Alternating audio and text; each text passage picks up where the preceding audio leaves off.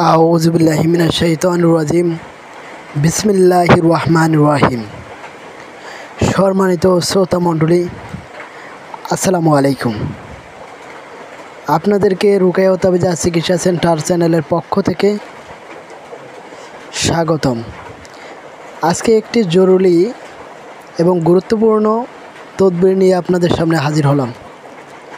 যেটা হলো, এমন কিছু মানুষ আছে যে যাদের সন্তান হয়, কিন্তু হওয়ার পরে কিছুদিন বাইচে থাকে, তারপর মারা যায়।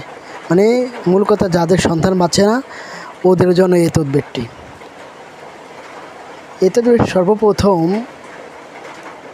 যখন ওই নারী গর্ভবতী থাকবে, তখন ওই নারীকে আপনি জিনের চিকিৎসা দিবেন, জাদুর চিকিৎসা দিবেন, বদনজরের চিকিৎসা দিবেন। এরপর সুন্দরভাবে একটি শরীর বন্ধের পাওয়ারফুল তদবির দিবেন।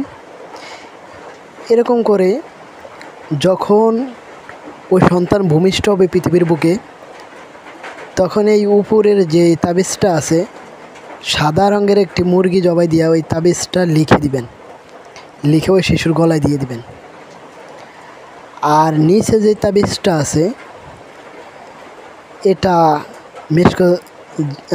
এটা মাসা রূপা, যে খাঁটি যে রূপা আছে, ওই রূপার পাতের উপরে লিখে শিশুর কোমরে দিয়ে দিবেন অথবা গলায় দিয়ে দিবেন।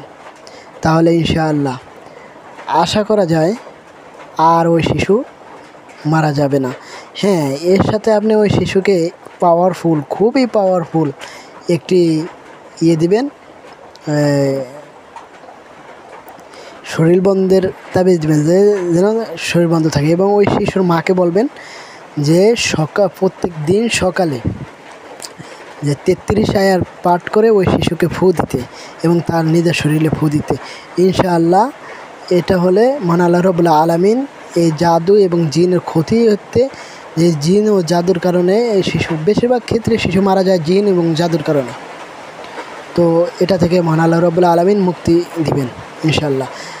তো ভিউয়ার্স, আজকে এই পর্যন্তই। দেখা হবে অন্য কোনো ভিডিওতে।